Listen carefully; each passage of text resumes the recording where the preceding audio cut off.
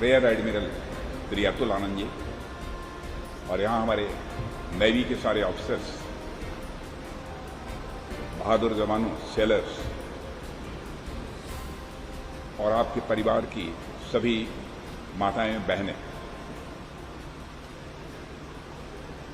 पवन कुमार ने आप सबके सामने मेरी काफी प्रशंसा कर दी है। उन्होंने अपने भाषण के माध्यम से मेरी कीमत आप लोगों की नजरों में बढ़ाने की कोशिश की है, लेकिन जैसे आप हैं वैसे ही हम भी हैं। और आप सबको मालूम है कि थोड़ी ही देर के बाद भोजन होने वाला है। भोजन के समय भाषण कितना कष्टदायी होता है यह बताने की जरूरत नहीं है, इसलिए पहले तो मैं आपको आश्वस्त करना चाहता हूं कि लंबा भाषण नहीं करूंगा, क्योंकि भोजन के बीच भाषण ये बहुत अटपटा लगता है। लेकिन मैं पूरी तरह से आश्वस्त हूं कि भोजन निश्चित रूप से चटपटा बना होगा, इसलिए हमारा भाषण ये बहुत ज्यादा कष्टदायी आप लोगों के लिए नहीं होगा। दूसरी बात, इस सदर्न नेवल कमांड के इस बेस पर जहां सी बर्ड प्रोजेक्ट का काम चल रहा है, दूसरी बार मैं आया। इसके पहले भी आया था, सी बर्ड प्रोजेक्ट का जायजा मैंने लिया था, लेकिन उस समय सभी अधिकारियों से और सारे हमारे सेलर मित्रों से और उनके परिवार के सदस्यों से हमारी भेंट नहीं हो पाई। और मैं सचमुच धन्यवाद देना चाहता हूं आपके एडमिरल आर हरि कुमार जी को, आपके वाइस एडमिरल अजेंद्र बहादुर सिंह जी को, आपके रेयर एडमिरल अतुल आनंद जी को, कि उन लोगों ने आपसे भी मिलने जुलने का मेरा कार्यक्रम यहां पर रखा है। मैं उन सबको अपनी तरफ से धन्यवाद देना चाहता हूं। जब कभी देश के किसी भी कोने में, चाहे आर्मी हो, चाहे एयरफोर्स हो अथवा नेवी हो, मैं जाता हूं दौरे पर, हमारी यह कोशिश रहती है कि मैं वहां अपने जवानों से और अपने अधिकारियों से मिलूं और उनके साथ मिलकर मैं दो चार बातें करूं, यानी उनके साथ मैं इंटरेक्शन करूं।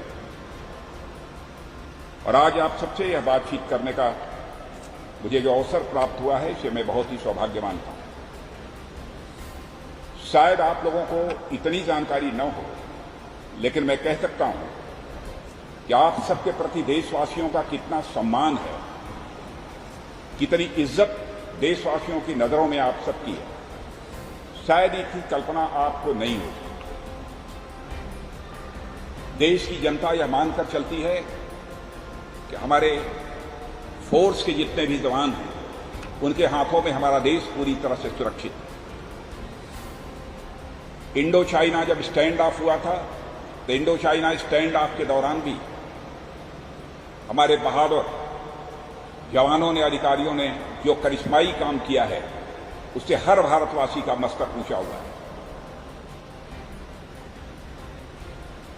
और मैं ये कह सकता हूं, देश के नौजवानों के लिए आप एक सोर्स ऑफ इंस्पिरेशन, प्रेरणा के आप केंद्र हैं, क्योंकि आज देश यदि सुरक्षित है तो आप सबके कारण ही यह देश सुरक्षित है। मैं कभी कल्पना करता हूं नेवी के अपने जवानों और अधिकारियों के बारे में, जब वह शिप से निकलते हैं, सी शोर से दूर जब चले जाते हैं, और कभी कभी 10 दिन, 5 दिन, 15 दिन, 20 दिन, 25 दिन का समय गुजर जाता है, उसके बाद तब उनका लौटना होता है। मुझे बताया गया है कि कभी कभी महीनों लग जाते हैं, तब जाकर फिर से वह सी शोर पर आ पाते हैं। क्या स्थिति उस समय रहती होगी? कहीं कोई आदमी दिखाई नहीं देता होगा, चारों तरफ समुद्र का पानी ही पानी दिखाई देता होगा। किससे बात करें? बात भी करनी है तो समुद्र से कि पानी से ही बात करनी है, और कि सुननी भी है तो समुद्र की आवाज ही सुननी है। और न वहां किसी से बात कर सकते हैं और न किसी की आवाज सुन सकते हैं। और मुझे लगता है कि इतनी कठिन परिस्थितियों में काम करने का एक जज्बा और हौसला जो हमारे जवानों के अंदर पैदा होता है, वह केवल एक बात है, उनके मन का हौसला, उनका जज्बा। और जो मैं कहूं सबसे बड़ी बात, राष्ट्रीय स्वाभिमान की भावना, नेशनल प्राइड, यही चीज हमारे जवानों को और हमारे बहादुर अधिकारियों को बराबर इंस्पायर करती है, प्रेरित करती है। कठिन से कठिन परिस्थितियों का मुकाबला करने के लिए बड़ी से बड़ी चुनौती को स्वीकार करने की प्रेरणा यहीं से प्राप्त होती है। राष्ट्रीय स्वाभिमान की भावना यह कैसी भावना होती है, शायद सामान्य व्यक्ति इसकी सहज में कल्पना न कर सके। व्यक्तिगत स्वाभिमान भी होता है, सामाजिक स्वाभिमान भी होता है, और वैसे ही राष्ट्रीय स्वाभिमान, नेशनल प्राइड भी होती है। व्यक्तिगत स्वाभिमान होता है कि यदि कोई हमको गाली दे दे, अपशब्दों का प्रयोग कर दे, कठोर शब्दों का प्रयोग कर दे, तो हमारा व्यक्तिगत स्वाभिमान जाग उठता है और उसके साथ हम दो दो हाथ करने के लिए तैयार हो जाते हैं। वैसे हम जिस स्टेट से आते हैं, जिस क्षेत्र से आते हैं, उसके बारे में कोई गलत बात बोल दे तो हमारा उस स्टेट का, क्षेत्र का हमारा यह स्वाभिमान जाग उठता है। वैसे ही दुनिया की कोई भी ताकत अपने देश के ऊपर आंख उठाकर देखने की कोशिश करती है तो उसका मुकाबला करने के लिए जो स्वाभिमान, जो प्राइड अंदर पैदा होती है, उसे ही हम राष्ट्रीय स्वाभिमान कहते हैं, उसे ही नेशनल प्राइड कहते हैं। और यही राष्ट्रीय स्वाभिमान की भावना है जिसने चाहे चंद्रशेखर आजाद, सरदार भगत सिंह, खुदीराम बोस, अशफाक उल्लाह खां 20 साल 21 साल की उम्र में हंसते हंसते फांसी के फंदे को चूम लिया था, तब जाकर भारत को आजादी मिली। आज यहां पर आपकी परिवार की माताएं और बहनें भी मौजूद हैं। मैं उनके सामने कहना चाहूंगा अशफाक उल्लाह खां के बारे में, शायद आपने सुना होगा। 21 साल का वह नौजवान था। मां कहती थी, बेटा नौजवान हो गया है, शादी कर ले, निकाह करो, बहू लाओ। लेकिन अशफाक उल्लाह के दिल में एक ही दीवानगी थी, भारत आजाद होना चाहिए। बार बार वह मां के आग्रह को टाल देगा, करूंगा शादी, करूंगा शादी। लेकिन अंग्रेजों की हत्या करने के मामले में जब फांसी की सजा हो गई और फांसी के तख्त पर ले जाया गया तो मजिस्ट्रेट ने पूछा, बोलो अशफाक उल्लाह, तुम्हारी अंतिम इच्छा क्या है, अंतिम मुराद क्या है, ताकि तुम्हारी यह अंतिम इच्छा का संदेश, तुम्हारी अंतिम मुराद का यह संदेश तुम्हारी मां तक पहुंचा दिया जाए।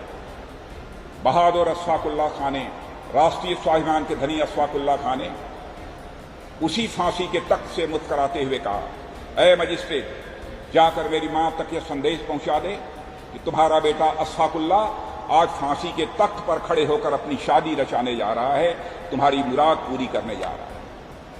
पूछा कि किससे शादी रचाने जा रहे हो? कहा, इस फांसी के फंदे से मैं शादी रचाने जा रहा हूं। तब जाकर यह भारत आजाद हुआ। आजादी हासिल होने के बाद इस देश की सुरक्षा की जिम्मेदारी यदि किसी के ऊपर है तो मैं कह सकता हूं हमारी तीनों सर्विसेज, आर्मी, एयरफोर्स और नेवी, इनके जवानों और अधिकारियों के ही कंधों के ऊपर है और आज हमारा देश सुरक्षित है। भारत के बारे में सारी दुनिया में परसेप्शन बदल रहा है। पहले भारत की बातों को इंटरनेशनल फोरम पर, अंतर्राष्ट्रीय मंचों पर गंभीरतापूर्वक नहीं लिया जाता, लेकिन आज यदि इंटरनेशनल फोरम पर हमारा भारत कुछ बोलता है तो भारत की बातों को गंभीरतापूर्वक लिया जाता है, कान खोलकर लोग सुनते हैं। उसमें मेजर कंट्रीब्यूशन यदि किसी का है तो आप सबका है और हमारे प्राइम मिनिस्टर श्री नरेंद्र मोदी जी की लीडरशिप का। तब जाकर ऐसे हालात पैदा हुए। मैं जानता हूं बहुत कठिन परिस्थितियों में आपको काम करना पड़ता है, और कल तो मैं जा रहा हूं सबमरीन में। एक बार मैं सबमरीन में उतरकर मैंने देखा है, वहां पानी के बारे में एक सीमा है, इससे ज्यादा पानी आप खर्च नहीं कर सकते। कल्पना करिए, 3 महीने के बाद निकलते हैं, न स्नान किया, न कुछ किया, न कुछ किया। इधर 1 दिन 2 दिन स्नान न हो तो सब तबीयत बिगड़ने लगती है, यह हालत हो जाती है। इस देश के स्वाभिमान की सुरक्षा में आपका मेजर कंट्रीब्यूशन है, उसकी जितनी भी सराहना की जाए वह कम है। और मुझे जब मैं आया था पिछली बार तो मुझे यह भी बताया गया कि यहां पर कदम्ब परेड ग्राउंड है, कदम डायनेस्टी के इतिहास से भी आप अच्छी तरह परिचित होंगे। कैसे कैसे शूरमाओं को उस डायनेस्टी ने पैदा किया था जिन्होंने कि भारत की धरती का नाम सारी दुनिया में रोशन किया था और उनका नाम इतिहास के पन्नों पर अंकित है। मैं पूरी तरह से आश्वस्त हूं, आप सब भी, आप सबके योगदान से ही भारत का नाम इतिहास में स्वर्णाक्षरों में लिखा जाएगा। मैं पूरी तरह से आश्वस्त हूं और मैं आपके माता पिता, उनका भी मैं शीश झुकाकर अभिनंदन करता हूं जिन्होंने आप जैसे बहादुर जवानों को पैदा किया। और जब मैं माता पिता की बात कर रहा हूं तो आपकी धर्मपत्नी जो यहां पर होंगी कहीं नाराज न हो जाए, इसलिए मैं कहना चाहता हूं कि आपके हौसले को बनाकर रखने में आपकी धर्मपत्नियों का भी एक मेजर कंट्रीब्यूशन है। वह आपको समय देती है कि आप जाकर घर बार से निश्चिंत होकर आप देश की सेवा करते हैं। मैं इनका भी अपनी तरफ से अभिनंदन करता हूं और इस समय इससे ज्यादा कुछ न कहते हुए मैं पूरी तरह से आश्वस्त हूं कि हमारा समुद्र पूरी तरह से सुरक्षित है और आपकी प्रतिष्ठा कितनी बड़ी है। अभी कुछ दिन पहले मैं अमेरिका गया था, यूएस, राइडर्स के आपके naval chief admiral R Harikumar ji भी थे। वहां के इंडो पैकम जो सबसे बड़ा कमांड इस दुनिया का माना जाता है, उसके चीफ कमांडर ने कहा कि हम भारत के साथ भी जुड़ना चाहते हैं, भारत का भी रिप्रेजेंटेटिव इंडो पैकम के साथ जुड़े, ये हमारे लिए खुशी की बात है। यह कोई छोटी बात नहीं, एक मेजर कंट्रीब्यूशन मैं मानता हूं। कम से कम यह स्टेटस आपने बना ली कि अमेरिका जैसा दुनिया का ताकतवर देश आज आपके साथ जुड़ना चाहता है। यह सब आपके कारण हो पाया। इससे ज्यादा कुछ न कहते हुए, क्योंकि अब भोजन का भी समय हो गया है और मैं कुछ ज्यादा बोल गया।